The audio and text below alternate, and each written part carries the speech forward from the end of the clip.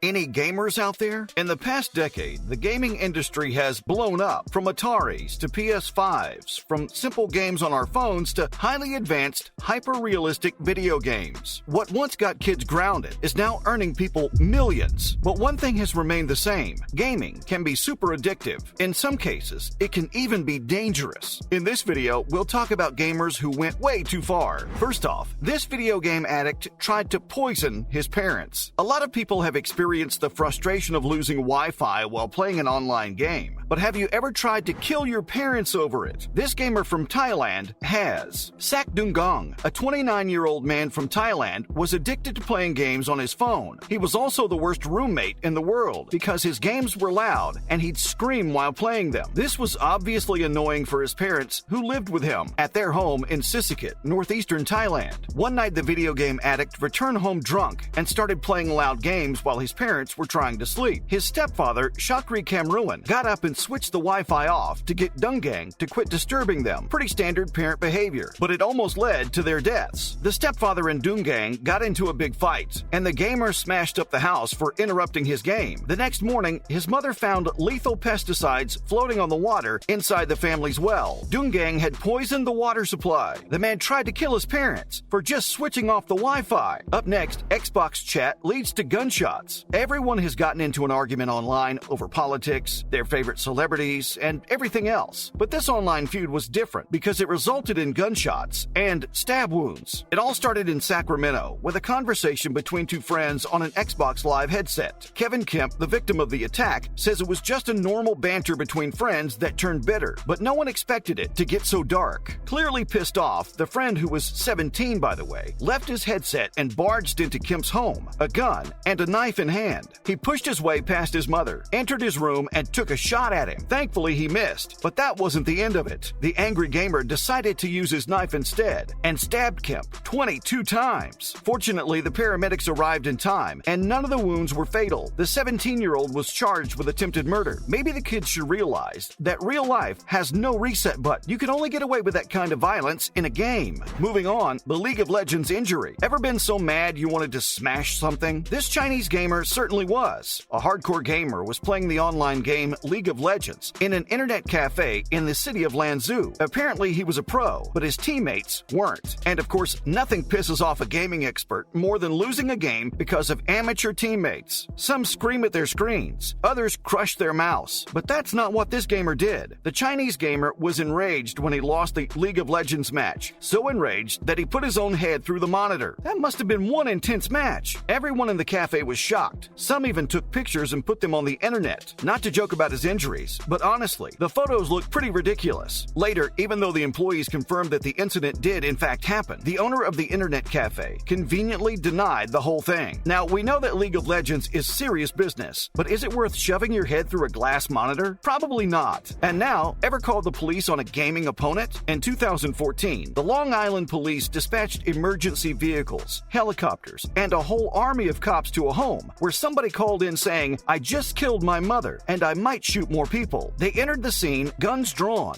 ready for war, only to realize it was a prank call. Yes, the swatting was only an act of revenge by a gamer, whom the teenager living in the house had just beaten in the game of Call of Duty. The gamer called in saying his name was Rafael Castillo and that he was going on a killing spree. In reality, poor Castillo had only used virtual firearms in the online video game. The gamer who lost was clearly pissed about it and threatened to call the police on Castillo, who dismissed it as just a threat. But nope, he followed through on his promise. In the 2-hour standoff, the authorities brought choppers and more than 60 officers with weapons to the scene. We guess they were pretty annoyed when they figured out Castillo was not a mother killer, but just a really good COD player. Next, a GTA murder results in an actual one, almost. If you think that police being called over a gaming feud was only a one-time event, you're wrong. We think the authorities should have a whole department for salty video game losers. In 2015, a gamer was forced to call the police after his brother showed up at his house with a baseball bat and threatened to kill him. The reason? His younger brother had killed his Grand Theft Auto character. The father of two told the police that his older brother, who was in his 30s, got angry after his character got killed. He began sending death threats on text, saying that he would make his wife and kids watch while he killed him. Pretty deranged, right? But that's not all. The next day, the man drove 50 miles to his brother's house, armed with a baseball bat. The victim says the GTA loser was trying to reenact the game in real life, threatening to kill him like he killed his GTA character. Even the police were shocked to hear that 2 adults got into a fight over a game, and one tried to kill the other. These gamers sure are strange. Moving on to the Counter-Strike killer. If you thought death threats over video games were crazy, wait till you hear this next story. You guys be careful who you kill in the virtual world, because it might inspire someone to attack you in the real one. That's what happened to one Frenchman who was nearly killed by a fellow Counter-Strike player. Julien Barrault spent 6 months hunting down the gamer who killed his online character in a virtual knife fight. Eventually, he found him, living only a few miles away in the town of Cambrai, 2 hours north of Paris. The 20-year-old, armed with a kitchen knife, broke into the man's house and viciously stabbed him in the chest. The victim, named Mikhail, barely survived the attack, as the blade missed his heart by an inch. The gaming addict Barrault was sentenced to 2 years in prison, along with anger management therapy. Poor Mikhail will probably never play Counter-Strike again. Next up, the World of Warcraft addiction that went too far. World of Warcraft is one of the most popular fantasy video games in the world. It has one of the most complex game lores, a community of millions, and an insane addictive quality. In fact, this game is statistically responsible for more cases of video game addiction than any other on the planet. It even led to the death of a 13-year-old boy. In 2004, Chinese gamer Zheng Shuyu failed to understand the line between the virtual world and reality, and he took extreme measures to become one with the game. In December, he wrote a suicide note to his parents, saying he wanted to join the heroes of the game he worshipped. After playing World of Warcraft for 36 hours straight, he jumped to his death from the top of a 24-story building. The boy's parents were devastated and tried to sue the Chinese distributor of the game to no avail. This student started a conversation about the negative impact of video games on minors. Finally, this couple abandoned their daughter to play a video game. We've all gone down gaming rabbit holes, ignoring responsibilities like homework or socializing, but this South Korean couple took things way too far with their gaming addiction. The couple was a fan of the game Prius Online, a 3D fantasy game in which players raise an online girl who gains magical powers as she grows. But while the two were raising their virtual child, they were neglecting their actual daughter. The couple would allegedly put their infant daughter, named Kim Sa-rang, to bed before leaving for overnight gaming sessions at an internet cafe. Leaving your baby alone to play video games is bad enough, but unfortunately, the story is even sadder. The 3-month-old starved to death while her parents were busy playing Prius Online at a PC bang. They pleaded guilty to negligent homicide and feel extreme remorse over the death of their child. It's disturbing to see what an addiction to a game can do to a family. And that's a wrap for this video. Which of these stories about gamers did you find most shocking? Let us know in the comments below. Make sure to give this video a thumbs up and subscribe to our channel for more videos like this. And we'll see you in the next one.